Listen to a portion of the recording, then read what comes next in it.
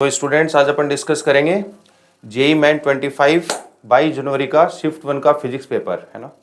पूरे पेपर की मैं बात करूं तो पेपर ज़्यादा लेंदी भी नहीं है, एवरेज पेपर है। थोड़े बहुत क्वेश्चंस में कैलकुलेशन थोड़ी सी लेंदी जरूर है, बाकी प्रॉब्लम टफ नहीं है। तो स्टार्ट करते हैं अपन पेपर। सबसे पहला प्रॉब्लम, इसमें अपने को एसएसएन रीजन का स्टेटमेंट का प्रॉब्लम है। इसमें बोला था equivalent EMF of two non ideal batteries. Two non ideal batteries है, इनका मतलब उनका इंटरनल रेजिस्टेंस है। तो इक्विवेलेंट ईएमएफ की बात कर रहा है और पैरेलल में जोड़ा है। अब बोल रहा है कि इक्विवेलेंट ईएमएफ है ना smaller than either of the to EMF. बोल रहा है दो ईएमएफ से कम ही होगा, तो इक्वल भी हो सकता है। आप सब लोग क्लास नोट्स में पढ़ते हुए चीज देखो, अगर मैं दो बैटरी ले लूं, मान लो ईएमएफ ले लिया मैंने 10 वोल्ट और इंटरनल रेजिस्टेंस ले लिया मान लो मैंने कुछ भी, लेट से 2 ओम, और अगर दो बैटरीज को पैरेलल में लगा दूंगा तो इक्विवेलेंट ईएमएफ होगा, वो होगा E1 अपॉन R1, तो 10 अपॉन R है 2 plus E2 upon R2 10/2 divide by 1 upon R1 plus 1 upon R2, तो 1/2 प्लस 1/2 हो गया 1, तो 10/2 5 प्लस 5 ही आ गया 10, तो इक्विवेलेंट ईएमएफ आ गया देखो 10। मतलब अगर बैटरीज पैरेलल में होगी तो इक्विवेलेंट ईएमएफ इक्वल भी हो सकता है। ये बोल रहा है हमेशा स्मॉलर होगा, तो स्टेटमेंट 1 है वो गलत हो गया। नेक्स्ट आते हैं स्टेटमेंट 2 पे। The equivalent internal resistance of two non ideal batteries connected in parallel is smaller than the internal resistance of either of the two batteries. सही बात है, क्योंकि इक्विवेलेंट रेजिस्टेंस होगा 1 upon R is equal to 1 upon R1 plus 1 upon R2 plus 1 upon R3, जो कि 100% किसी भी एक रेजिस्टेंस से कम ही आएगा। तो ये वाला स्टेटमेंट अपना सही है। तो इसका आंसर आ गया, स्टेटमेंट फर्स्ट है वो तो गलत है और स्टेटमेंट 2 है वो सही है। तो statement 1 is false but statement 2 is true. चलते हैं नेक्स्ट प्रॉब्लम पे। ये बहुत आसान सिंपल सवाल है। इसमें पूछा गया है which of the following circuits represent a forward bias diode. तो डायोड है वो फॉरवर्ड बायस पे कब रहेगा, जब डायोड के, अलग से डायग्राम बना देता हूं मैं, जब डायोड के इस वाले टर्मिनल का पोटेंशियल ज्यादा होगा और इस वाले टर्मिनल का पोटेंशियल कम होगा। तो देख लेते हैं एक ऑप्शन में। फर्स्ट वाले में देखो -10 और 0 है, तो यहाँ का तो कम है ना, इस जगह का कम है जबकि इधर का ज्यादा होना चाहिए था, तो इसका मतलब ए ऑप्शन अपना नहीं आएगा। सेकंड वाले में देखो इधर का -10 है, इधर का -15 है, मतलब ये वाला पोटेंशियल ऑब्वियस सी बात है ज्यादा है, तो ये वाला इसमें होगा फॉरवर्ड बायस में। यहाँ देखो 4 और 2 यहाँ भी ज्यादा है, तो ये भी होगा। यहाँ देखो इस वाले टर्मिनल का देखना है -10 और -5, मतलब ये कम है जबकि ज्यादा होना चाहिए था फॉरवर्ड बायस के लिए, तो ये वाला ऑप्शन नहीं होगा। इसमें देखो इधर वाले लेफ्ट को, राइट वाले को देखो, इधर का पोटेंशियल ज्यादा होना चाहिए उधर का कम, तो इधर का ज्यादा है, इधर का अर्थिंग किया हुआ है तो 0 है, इसका मतलब ये भी होगा। तो इसका आंसर आ गया बी, सी और ई। तो इसका आंसर आ गया बी, सी एंड ई। आसान सिंपल प्रॉब्लम था। नेक्स्ट पे चलते हैं। ये भी देखो प्योर थ्योरेटिकल प्रॉब्लम, बहुत आसान सवाल है। बोला गया असर्शन रीजन का प्रॉब्लम है, if Young's double slit experiment is perform in optical denser medium. Denser medium में YDSC एक्सपेरिमेंट करवाया गया। देन कंसेक्यूटिव फ्रिंजेस, तो fringe width beta is equal to lambda capital D upon small d। तो यहां देखो capital D और small d है वो तो फिक्स है, चाहे आप किसी मीडियम में रख दो। बात आती है लैम्डा की, तो लैम्डा चेंज होगा। लैम्डा पे क्या इफेक्ट पड़ेगा, वो V is equal to F into lambda से देख लेते हैं। फ्रीक्वेंसी तो मीडियम पे डिपेंड करती नहीं है, जैसे डेंसर मीडियम में गए तो V कम हो गया, V कम हो गया तो लैम्डा कम हो गया, लैम्डा कम हो गया तो इसका मतलब अपन बोल सकते हैं फ्रिंज विड्थ डिक्रीज कर जाएगी, इसका मतलब फ्रिंजेस पास होंगी, इसका मतलब क्लोजर होंगी, तो असर्शन अपना सही है। नेक्स्ट में बोल रहे थे speed of light reduces in an optically denser medium. सही बात है, तो ये ऊपर वाले स्टेटमेंट को एक्सप्लेन भी कर रहा है, स्पीड डिक्रीज करेगी तो लैम्डा भी डिक्रीज करेगा, तो फ्रिंज विड्थ है वो डिक्रीज कर जाएगी। तो इसका आंसर आ गया both A and R are true and R is the correct explanation of A, है ना। चलते हैं नेक्स्ट प्रॉब्लम पे। टफ नहीं है, देखो पेपर बिल्कुल टफ नहीं है, आसान है। ये भी इजी प्रॉब्लम है। देखो रेडियस ऑफ कर्वेचर्स हैं वो अपने को R1 और R2 गिवन है और पूछा गया था पावर ऑफ कॉम्बिनेशन इज, इस पूरे कॉम्बिनेशन की पावर। तो यहां अगर अपन देखें तो एक लेंस तो ये ऊपर वाला, उसके बाद दूसरा ये, एक नीचे। मैं अलग अलग बना देता हूं। देखो एक लेंस तो अपने पास ये वाला है, इसका रेडियस ऑफ कर्वेचर है R1। रिफ्रैक्टिव इंडेक्सेस अपने को गिवन है, देखो 4/3 ऊपर पानी का, ग्लास का 3/2 और नीचे पानी का वापस 4/3। उसके बाद एक बीच में लेंस बन गया, बीच वाला ये लेंस बना अपने पास इधर, रेडियस ऑफ कर्वेचर्स अपने को गिवन है, ऊपर वाले का तो R1 और नीचे वाले का R2। एक लेंस बन गया सबसे नीचे वाला लेंस बनेगा ऐसा, ये बॉटम मोस्ट बन गया। ऊपर वाले का रेडियस ऑफ कर्वेचर होगा वो तो R2 होगा और नीचे वाले का इनफाइनाइट होगा, यहां भी इसका इनफाइनाइट होगा। पूरे सिस्टम का इक्विवेलेंट पावर पूछ रहा है, तो अपन जानते हैं अगर इसका फोकल लेंथ f1 है और इसका फोकल लेंथ अगर f2 है और इसका फोकल लेंथ अगर f3 है, तो पूरे सिस्टम का इक्विवेलेंट फोकल लेंथ साइड में लिख देता हूं मैं, यहां वो होगा 1/f is equal to 1/f1 plus 1/f2 plus 1/f3। अब 1/f होता है वही पावर होती है, तो इसकी पावर p, तो वो हो जाएगी p1 plus p2 plus p3। अब p1 p2 p3 आप निकाल लोगे, 1/f का फॉर्मूला लगा देना। लेंस के लिए 1/f इज इक्वल टू क्या होता है, n relative minus 1/r1 minus 1/r2, और n रिलेटिव पता ही है, इसका गिवन है 4/3, इसका 3/2, इसका 4/3। तो तीनों के लिए फॉर्मूला लगाना, ये वैल्यू कैलकुलेट करना, तो इक्विवेलेंट 1/f आ जाएगा, और जो इक्विवेलेंट 1/f आए वही अपना पूरे कॉम्बिनेशन का इक्विवेलेंट पावर हो गई। तो इसका आंसर आएगा फर्स्ट। कर लोगे अब तो बहुत आसान है, सिंपल है, बस 1/f कैलकुलेट करना है तीनों का। चलते हैं नेक्स्ट प्रॉब्लम पे। ये भी देखो बहुत इजी प्रॉब्लम।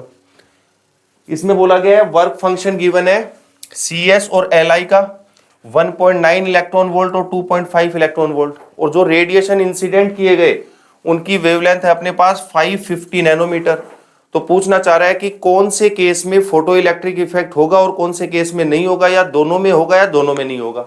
आसान सवाल, तो अपन इंसिडेंट रेडिएशन की एनर्जी निकाल लेते हैं।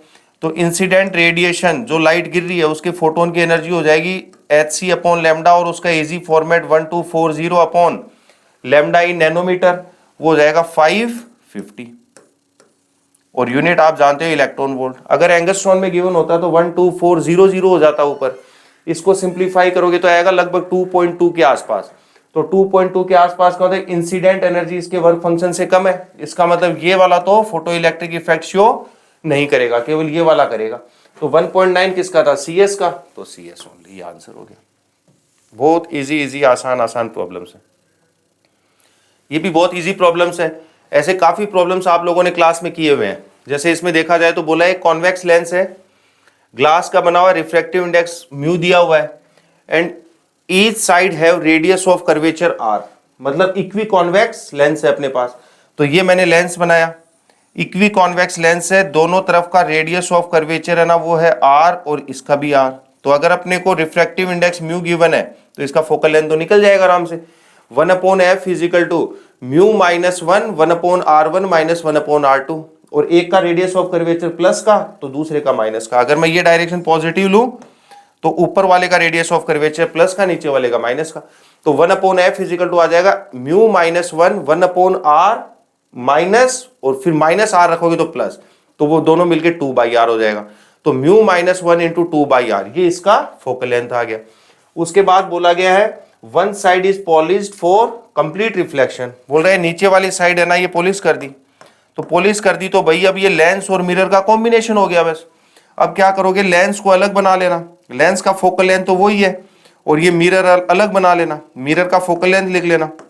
वही नीचे की डायरेक्शन को वापस बेटा मैं पॉजिटिव ले रहा हूं, नीचे की डायरेक्शन को, इसी डायरेक्शन को मैंने लिया प्लस का। तो अब देखो फोकल लेंथ मिरर की तो मैं सीधी लिख सकता हूं, मिरर की फोकल लेंथ हो जाएगी, वो हो जाएगी अपने पास माइनस का r/2, माइनस r/2। माइनस में क्यों लिखा मैंने, क्योंकि ये डायरेक्शन प्लस की ली तो ऊपर वाली माइनस की, तो इस मिरर का सेंटर तो ऊपर है तो इसका फोकल पॉइंट भी ऊपर होगा। और इस लेंस का अलग से फोकल लेंथ अपने निकाल लिया था, 1/fl इज इक्वल टू कितना आया था अपने पास, mu minus 1 N relative mu minus 1 into साथ में 2/r। अब अपने को लेंस का फोकल लेंथ पता है और मिरर का पता है, और ये अपन जानते हैं लेंस और मिरर का कॉम्बिनेशन एक मिरर की तरह बिहेव करता है। तो ये पूरा सिस्टम एक मिरर की तरह बिहेव करेगा।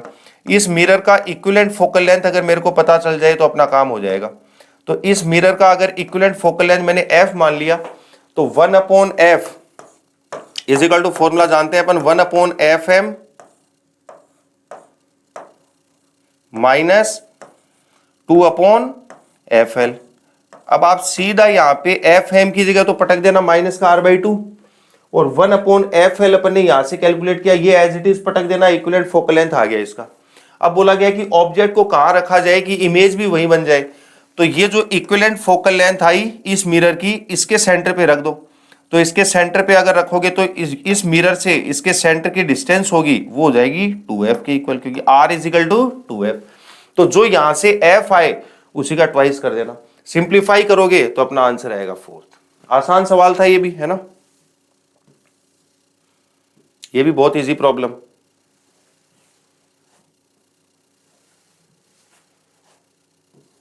इसमें अपने को बोला गया है एक लाइन चार्ज है जिसकी लेंथ है ना वो a/2 है, is kept at the centre of edge BC, BC edge है इसके सेंटर पे रखा है, और ये अपने को एक क्यूब गिवन है।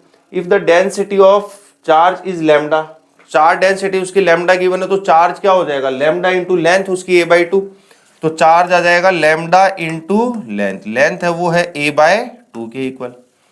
अब पूछा गया है कि अपने से the electric flux through all faces of the cube, इस पूरे क्यूब से कितना फ्लक्स, तो इस क्यूब की एक साइड है उस पे रखा हुआ है वायर, तो मैंने क्या किया, SI क्यूब इधर, SI उसके इधर, SI यहाँ, पूरा क्लोज सरफेस बन गया, सबसे फ्लक्स होगा Q(in)/ε0, Q(in) ये हो जाएगा, और एक से जाएगा उसका 1/4, मतलब Q(in)/ε0, मतलब लैम्डा a/2 ये तो चारों से हो गया, एक से करोगे तो डिवाइड बाई 4, तो इंटू नीचे 4 आ गया, ये अपना फ्लक्स आ गया एक से, तो आंसर आ गया लैम्डा a/8ε0, तो इसका आंसर हो गया 4th।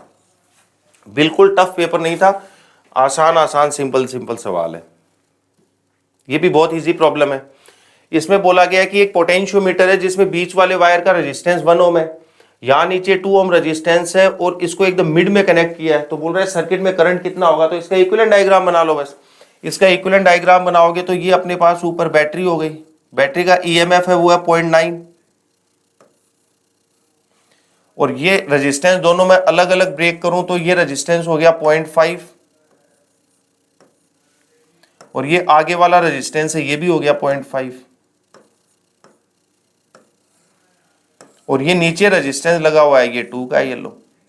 अब इक्विवेलेंट रेजिस्टेंस निकाल लो, ये 0.5 और ये 2 दोनों पैरेलल में है, उसके बाद ये इसके साथ सीरीज में है, तो इन दोनों का इक्विवेलेंट हो जाएगा R1R2/R1 + R2, और फिर प्लस का ये 0.5 ऐड कर देना।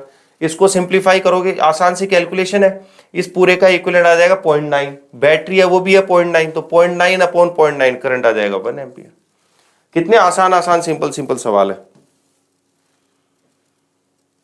अगला प्रॉब्लम देखो, इसमें बोला है एक पैरेलल प्लेट कैपेसिटर है जिसका कैपेसिटेंस अपने को गिवन है, is connected to a 100 volt power supply, ठीक है भाई, कनेक्टेड है, बैटरी को हटाया नहीं है। Now the intermediate space between the plates, plates के बीच का जो सेपरेशन है उसमें एक डाइइलेक्ट्रिक मटेरियल डाल दिया जिसका डाइइलेक्ट्रिक कांस्टेंट है वो 2 है।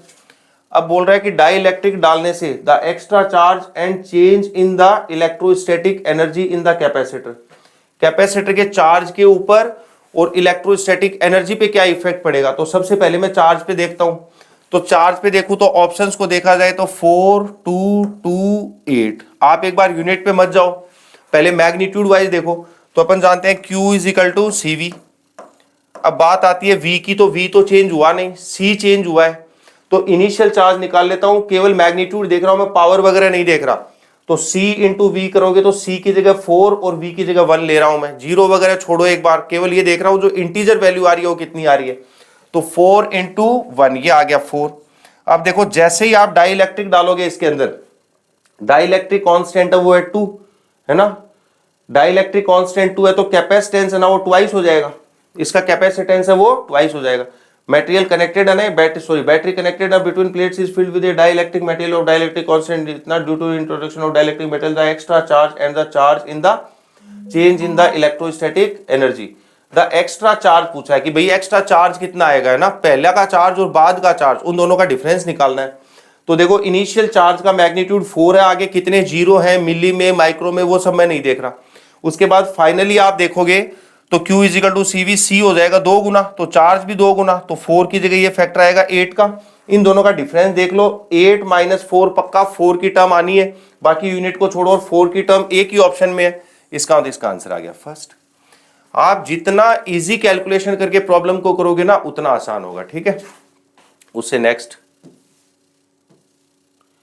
ये बहुत आसान सवाल है। इसमें बोल रहा है if B is magnetic field and mu naught is permeability of free space then dimensions of B by mu naught. ये तो बहुत सिंपल, एम्पियर्स लॉ लगाओ, B dot D L is equal to mu naught into I in, अपने से B upon mu naught के dimension पूछ रहा है, म्यू नॉट को नीचे ले जाओ, डीएल को नीचे ले जाओ, तो बी अपॉन म्यू नॉट के डायमेंशन आ जाएंगे आई बाई एल के। आई का अपने पास डायमेंशन हो जाएगा एम्पियर और एल का हो जाएगा लेंथ, तो एम्पियर इंटू एल इनवर्स, तो एम्पियर इंटू एल इनवर्स, ठीक है।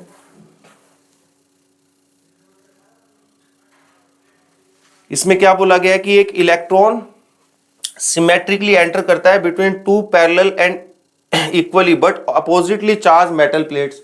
दो मेटल प्लेट्स हैं, एक पे चार्ज प्लस का दूसरे पे माइनस का, उसके बीच में एक इलेक्ट्रॉन एंटर किया। Electron emerges out of the electric field region with A horizontal component of velocity, इतना मतलब उसकी हॉरिजॉन्टल वेलोसिटी तो चेंज होगी नहीं। जैसे एक प्लेट में ये वाली बनाऊं, दूसरी प्लेट ये बनाऊं, तो इलेक्ट्रॉन को एकदम सिमेट्रिक बीच से लेके आए, एकदम बीच से अगर अपने प्रोजेक्ट किया तो इलेक्ट्रिक फील्ड है वो तो वाई में होगी, तो फोर्स केवल वाई में होगा, इस डायरेक्शन में तो फोर्स होगा नहीं, तो इधर वाली वेलोसिटी तो उतनी की उतनी रहेगी 10⁻⁶। यूनिट जरूर देख लेते हैं अपन, यूनिट गिवन है मीटर पर सेकंड में, तो कन्वर्ट करने की जरूरत है नहीं। और प्लेट की लेंथ है ना बेटा वो दी है 10 सेंटीमीटर, इसको जरूर अपन कन्वर्ट कर लेंगे। एक बार मैं सेंटीमीटर में यूनिट इसकी लिख रहा हूं, ठीक है। अब बोल रहे हैं if the magnitude of electric field between the plates is this, ये भी वोल्ट पर सेंटीमीटर में, इसको भी अपन कन्वर्ट करेंगे। पूछ रहा है vertical component of velocity of electron, vertical component पूछ रहा है। सबसे पहले यहां से यहां पहुंचने का टाइम निकाल लूंगा, वो टाइम क्या आ जाएगा, डिस्टेंस अपॉन हॉरिजॉन्टल स्पीड, क्योंकि हॉरिजॉन्टल स्पीड तो चेंज नहीं हो रही है, तो डिस्टेंस है 10, तो 10/100, ये मैंने इसको मीटर में कन्वर्ट कर लिया, इंटू स्पीड है 10⁻⁶, इतने टाइम में क्रॉस कर जाएगा।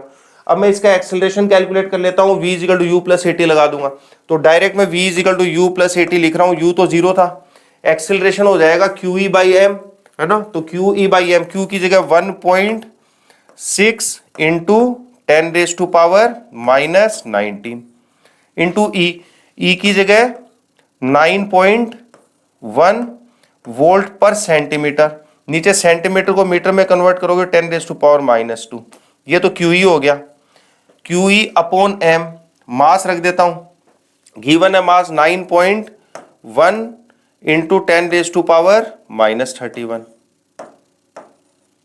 ये लो, ये तो एक्सेलरेशन आ गया। तो v = u + at, u तो 0 था y में, इस डायरेक्शन में कोई इनिशियल वेलोसिटी है नहीं, एक्सेलरेशन ये है ही, और टाइम यहां से आ गया, टाइम 1 तो ये कैंसिल आउट हो गया, तो ये आ गया 1/10 इंटू 10⁻⁶, ये आ गया 10⁻⁷। सही है, तो इतना तो श्योर है, 9.1 से 9.1 कैंसिल आउट हो गया, मतलब 16 की टर्म बचेगी, तो आंसर होगा या तो फर्स्ट या फिर थर्ड। अब बस पावर देखना है, तो ये 1.6 10⁻⁻19 और 10⁻⁻31, ये 31 पावर ऊपर लेके चला जाता हूं प्लस की, 31 - 19 ये हो गया 12, और ये 2 पावर और ऊपर जाएगी, 12 और 2 14, 14 हो गई, और ये 7 उसमें से माइनस होगा, तो पावर बचेगी 7, एक पावर इसको दे देंगे, तो 16 इंटू 10⁻⁶, इसका आंसर ये आ गया। ज्यादा लेंथी कैलकुलेशन के सवाल भी नहीं है, बहुत आराम से अगर आपने पेपर अटेम्प्ट किया होगा तो डेफिनेटली अच्छे मार्क्स आए आपके। इसमें क्या बोला है देखो, 2 स्फेरिकल बॉडीज हैं अपने पास, सेम मटेरियल की हैं, सेम मटेरियल है, इसका मतलब सिग्मा सेम है दोनों का, एक की रेडियस मैं r लिख रहा हूं तो दूसरे की रेडियस है 0.8 मतलब 4r, 4 गुना है इसकी। Placed in same atmosphere, the temperature of the smaller body is 800, छोटी वाली का टेम्परेचर 800 है, बड़ी वाली का 400 है, मतलब इसके कंपेरिजन में इसका टेम्परेचर आधा है। अब बोल रहा है पावर एमिटेड बताओ किस रेशियो में होगा, नहीं बोला है पावर रेडिएटेड छोटी वाली की वजह से E है ना, छोटी वाली की वजह से E है, तो बड़ी वाली की वजह से E के टर्म्स में पूछा है, तो पावर एमिटेड का फॉर्मूला होता है सिग्मा E/4। एनर्जी पूछे या पावर पूछे की बात है, टाइम तो दोनों के लिए सेम है। अब देखो सिग्मा दोनों का सेम, E दोनों का सेम, मतलब एरिया और टेम्परेचर पे डिपेंड करेगा, एरिया होगा 4πr², तो इसका मतलब जो एनर्जी एमिट होगी वो r² और T⁴ के टर्म्स में अपने को देखनी है बस। अब देखो एक दूसरे को अगर मैं यहां कंपेयर करूं ना, तो इसकी रेडियस r है, इसका टेम्परेचर T है, इसकी रेडियस 4r है, तो दूसरे पे जाऊंगा तो रेडियस 4 गुना हो गई, 4 का स्क्वायर 16, लेकिन दूसरे का टेम्परेचर आधा हो गया तो 1/2 की पावर 4 भी 16, 16 से 16 कट गया, इसका मतलब दूसरे की भी पावर एमिटेड और एनर्जी एमिटेड सेम होगी, तो इसका मतलब दूसरे की भी एनर्जी एमिटेड ई होगी। देखो कितना इजी प्रॉब्लम था। ये तो सीधा थ्योरेटिकल बेस्ड प्रॉब्लम है, अपन जानते हैं भाई टेम्परेचर के साथ रेजिस्टिविटी है वो चेंज नहीं होगी, यही इसमें पूछा गया है। ठीक है, तो बेस्ट आंसर इसका था वो था सेकंड। ये भी इजी प्रॉब्लम है। बोला in a vernier caliper one vernier scale division is always smaller than main scale division. अब देखो अगर इसमें हाइपोथेटिकल प्रॉब्लम बनाएगा ना खुद से प्रॉब्लम डिजाइन करके, तो कोई जरूरी नहीं है ऐसा हो, लेकिन अपन जेई मैन के एग्जाम को एनसीईआरटी बेस्ड माने तो ये स्टेटमेंट ठीक है। मतलब ऊपर वाली स्केल का एक डिवीजन की रीडिंग मैन स्केल की एक डिवीजन से छोटी होगी ताकि उसका लिस्ट काउंट और कम आ जाए। ठीक है ना, तो उसके लिए मैं जेई मैन के पॉइंट ऑफ व्यू से देखूं तो फर्स्ट स्टेटमेंट सही है। एडवांस के हिसाब से देखा जाए तो ऐसा कुछ भी नहीं है, क्योंकि अपन वर्नियर स्केल में ऊपर वाली स्केल के डिवीजन से उनकी लेंथ ज्यादा भी कर सकते हैं कम भी कर सकते हैं। अगर एडवांस में मान लो कोई ऐसा प्रॉब्लम आता है जो खुद से डिजाइन करके बनाया जाए तो ऐसा कोई रूल नहीं है। बाकी जेई मैन और एनसीईआरटी के हिसाब से देखा जाए तो ये ऑप्शन सही है। दूसरे में बोल रहा है the vernier constant is given by one man scale division multiply by number of vernier scale division. ये तो गलत है, ये तो सीधा थ्योरेटिकल प्रॉब्लम हो गया। तो स्टेटमेंट 1 है वो ट्रू है और स्टेटमेंट 2 है वो फॉल्स है। इसमें क्या बोला गया है अपने को, एक क्लोज्ड ऑर्गन पाइप है ना, क्लोज्ड ऑर्गन और ओपन ऑर्गन पाइप है filled by two different gases having bulk modulus but different same bulk modulus है। मतलब बीटा की वैल्यू दोनों के लिए सेम है लेकिन डेंसिटी रो 1 और रो 2 है। The frequency of 9th harmonic of close pipe की 9th हार्मोनिक की फ्रीक्वेंसी कितनी आ जाएगी 9v1/4l। सीधा फॉर्मूला से ही लगाया मैंने तो, है ना, लेंथ इसकी L1 मान ली मैंने। ठीक है, तो 9v1/4l1। आगे क्या बोला गया है, is identical with 4th harmonic of open tube. तो ओपन ट्यूब की 4th हार्मोनिक कितना हो जाएगी 2v2/L2, तो 2v2/L2 ये दोनों बराबर दी हैं। आप चाहो तो फॉर्मूला लिख लेना और उससे ये दोनों कैलकुलेट कर लेना। अब v की जगह √ओवर बीटा बाई रो रख देना, बीटा दोनों का सेम है तो √ओवर बीटा बाई पहले की जगह रो 1 रख देना या दूसरे की जगह रो 2 रख देना। अपने को रो 1 रो 2 का रेशियो गिवन है। ठीक है, अब लेंथ एक की दे दी दूसरे की लेंथ पूछी है, कैलकुलेट हो जाएगी। L1 पता है L2 पूछा है और रो 1 और रो 2 का रेशियो पता है, बीटा तो कट जाएगा, तो कैलकुलेट करोगे तो आंसर आ जाएगा 20/। क्या बोला गया है, an electron in ground state of hydrogen atom. एक इलेक्ट्रॉन है हाइड्रोजन एटम के ग्राउंड स्टेट पे, है ना, हैज द ऑर्बिटल रेडियस इतना। ठीक है, while that of the electron in the third है भाई, है ना, third excited state is this, the ratio of the de Broglie wavelength of electron in ground state to that in the excited state। ground state और excited state में de Broglie wavelength का ratio पूछ रहा है। अब सबसे पहले ground state के लिए हो गया n = 1 और थर्ड एक्साइटेड स्टेट के लिए n = 4। फर्स्ट एक्साइटेड स्टेट मतलब n = 2, सेकंड के लिए 3 और थर्ड के लिए 4। अब डी ब्रोगली वेवलेंथ अपन जानते हैं लैम्डा = होता है h/p। p की जगह रख देता हूं मैं mv, r से ऊपर नीचे मल्टीप्लाई कर दिया, वो मैंने इसलिए किया क्योंकि mvr = nh/2π होता है। तो ये आ जाएगा अपने पास hr/mvr की जगह nh/2π। बाकी सब कांस्टेंट है r और n को छोड़ के, और r होता है n²/z। तो n²/z कांस्टेंट को मैं लिख नहीं रहा, ये देख लेता हूं किसके प्रोपोर्शनल होगा। तो n²/z करोगे, एक n कट गया तो ये प्रोपोर्शनल टू n आ गया। इसका मतलब de Broglie wavelength proportional to n होगा, तो n का रेशियो हो गया 1/4, तो इसका मतलब रेशियो आ गया। आसान एकदम, ये भी इजी प्रॉब्लम है। बोला है amount of ice of mass इतना एंड टेम्परेचर इतना is transform to vapour of temperature 110 है भैया, है ना, बाई अप्लाइंग हीट। ठीक है, the total amount of work required for this conversion is, सब कुछ गिवन है, specific heat of ice, specific heat of water, specific heat of steam, latent heat of ice, latent heat of steam. तो सबसे पहले क्या करोगे, बर्फ को नेगेटिव टेम्परेचर से 0 लेके जाना, फॉर्मूला लगाना MSDT। उसके बाद 0 पे उसको पिघलाना, फॉर्मूला लगाना ml। उसके बाद उसको 100 पे लेके जाना, फॉर्मूला लगाना वापस MSDT। उसके बाद 100 से वेपर में कन्वर्ट करना, लगाना फॉर्मूला ml। उसके बाद वेपर में कन्वर्ट होने के बाद वापस टेम्परेचर 110 करना तो MSDT, और सबको जोड़ देना, सबको ऐड करोगे तो आंसर आएगा 3043। बहुत इजी आसान पेपर था भैया ना। इसमें क्या बोला गया, small point of mass m is placed at A distance 2r from centre of a big uniform solid sphere of mass capital M। जो स्फीयर है वो सॉलिड है, उसका मास है पूरे का कैपिटल M, है ना, और उसके सेंटर से 2r डिस्टेंस पे एक स्मॉल m मास रखा हुआ है। The gravitational force on small m due to capital M is F1। Capital M की वजह से स्मॉल m पे जो ग्रेविटेशनल फोर्स लग रहा है वो F1 लग रहा है। तो F1 तो आप आराम से लिख सकते हो, F1 इज इक्वल टू हो जाएगा G capital M small m upon ये डिस्टेंस 2r का स्क्वायर 4r स्क्वायर। तो पहला फोर्स तो आपने कैलकुलेट कर लिया। अब बोला है spherical part of radius r/3 is removed from the big sphere. ये जो r/3 रेडियस का स्फीयर है ये हटा दिया। तो सबसे पहले आप इसका मास कैलकुलेट कर लेना। मास आराम से आ जाएगा कैपिटल M अपॉन 4/3 पाई r क्यूब, ये मास डेंसिटी आ गई, इनटू छोटे वाले का वॉल्यूम, वो 4/3 पाई r की जगह r/3 का क्यूब, तो ये आ गया r क्यूब अपॉन 3 का क्यूब 9 या 27, तो ये 27। 4/3 पाई r क्यूब तो कट गया, तो m/27 आ गया। यहां तक तो क्लियर है। अब इसका मास आ गया m/27। अब पूछा गया इसको अपन ने हटा दिया, and gravitational force on m due to remaining part capital M is found to be this. अब क्या करोगे, ये जो हटाया है ना इसके कारण इस पे फोर्स लिख लेना। वो क्या हो जाएगा, G इसका मास यहां से निकाल लिया इनटू इसका मास अपॉन इसके सेंटर से दूरी, वो तो आप कैलकुलेट कर लोगे। ये r/3 है, r में से ये r/3 माइनस कर देना, ये लेंथ आ जाएगी, और इस पूरी 2r में से ये लेंथ माइनस कर देना, इसके सेंटर से दूरी आ गई। तो इस छोटे वाले के कारण फोर्स आ गया। अब पूरे के फोर्स में से छोटे वाले का फोर्स माइनस कर देना, तो बचे हुए का फोर्स आ गया, उन दोनों का रेशियो आ जाएगा। तो इसका आंसर आ जाएगा अपना 12:11। ये भी इजी प्रॉब्लम है।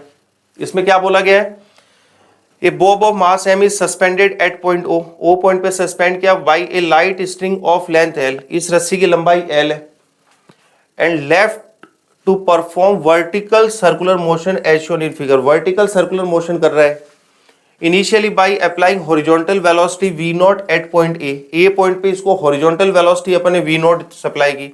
The string become slag when the Bob reaches at the point D। बोल रहा है जब ये D पे पहुंचा तो रस्सी जस्ट ढीली हो गई, मतलब रस्सी में टेंशन हो गई 0। तो यहां से अपने को क्या पता चला कि A पॉइंट पे वेलोसिटी कितनी होगी, √5rg, r की जगह L तो √5gl या lg, एक ही बात है। यहां वेलोसिटी √5gl आ गई। अब इससे आगे पूछा है the ratio of kinetic energy of bob at point B and C. बहुत आसान है, देखो बी पॉइंट और सी पॉइंट पे काइनेटिक एनर्जी का रेशियो पूछ रहा है, तो क्या करोगे, नीचे वाले पॉइंट पे वेलोसिटी पता है, यहाँ वेलोसिटी v1 मान लेना, इस जगह से इस जगह तक वर्क एनर्जी थ्योरम लगा देना, केवल ग्रेविटी का वर्क होगा is equal to k final minus k initial. k initial पता है, k फाइनल आ जाएगा, तो यहाँ की काइनेटिक एनर्जी आ गई। उसके बाद इनिशियल पॉइंट से यहाँ तक, यहाँ वेलोसिटी मान लेना v2, वापस वर्क एनर्जी थ्योरम लगाना, v2 आ जाएगा, या फिर यहाँ की काइनेटिक एनर्जी आ जाएगी। दोनों का रेशियो निकाल लेना, आंसर आएगा 2। आसान सवाल है एकदम।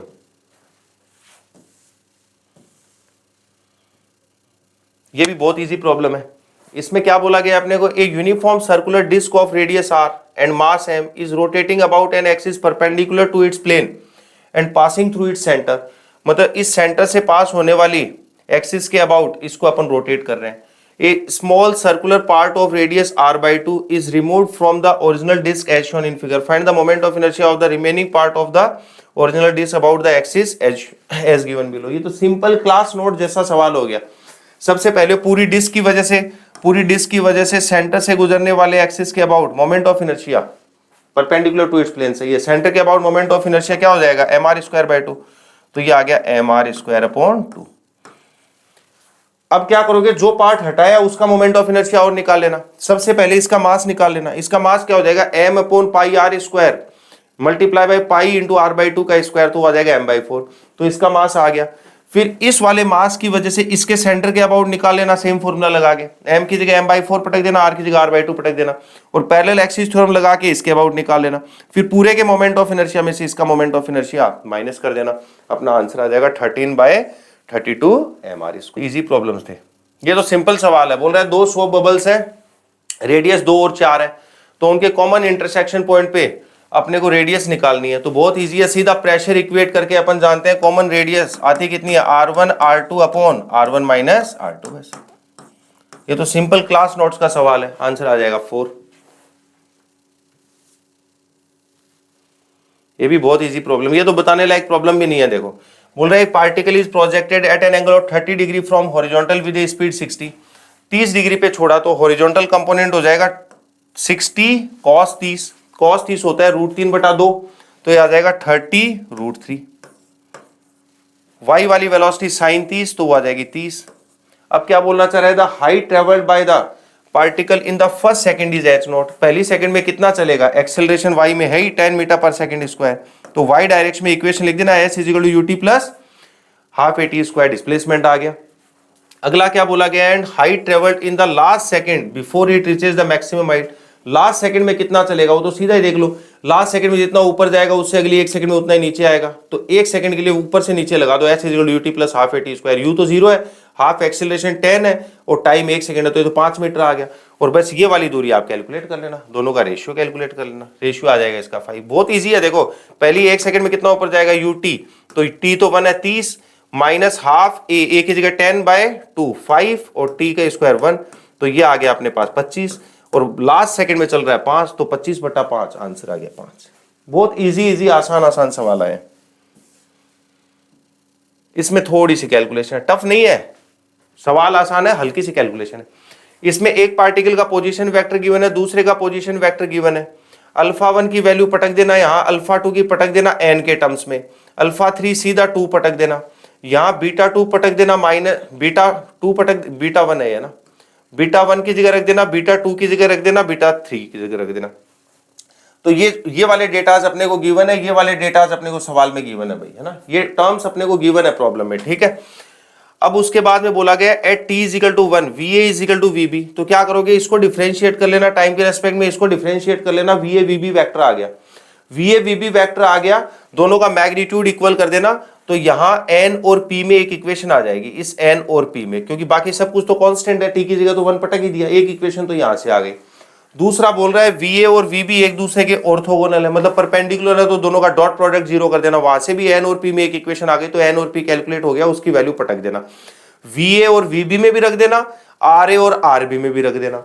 अब पूछा क्या है, at t = 1 second the magnitude of angular momentum of particle A with respect to position vector b के रेस्पेक्ट में पूछ रहा है, तो b के रेस्पेक्ट में a का पोजीशन वेक्टर निकाल लेना RAB, और पोजीशन वेक्टर निकाल के एंगुलर मोमेंटम = क्या हो जाएगा, m × r क्रॉस v, बस सिंपल है।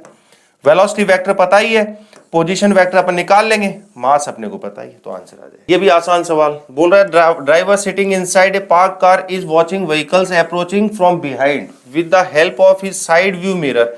अपने मिरर से पीछे वाली गाड़ियों को देख रहे हो, है ना, जिसमें एक कॉन्वेक्स मिरर गिवन है विद रेडियस ऑफ कर्वेचर दे दिया उसका। Another car approaching him from behind with a uniform speed इतना, when the car is at a distance of this from him, the magnitude of acceleration of image of the car in the side mirror is a। बस simple है, करोगे क्या, यहाँ जो observer अपने mirror में पीछे वाली गाड़ी को देख रहा है वो इक्वेशन लिखेगा, अपने आप को ओरिजिन मानते हुए 1/v + 1/u = 1/f, तो इसके रेस्पेक्ट में उसका v आ गया, उसको डिफरेंशिएट कर देना, 1/v + 1/u = 1/f को वेलोसिटी वेक्टर आ जाएगा, उसको वापस डिफरेंशिएट कर देना, एक्सेलरेशन वेक्टर आ जाएगा। जो टर्म्स है वो आप लेंस फॉर्मूला से मिरर फॉर्मूला से कैलकुलेट कर लोगे, वैल्यू सब्स्टिट्यूट करोगे, तो इसका आंसर आएगा 8 मीटर पर सेकंड स्क्वायर, ठीक है।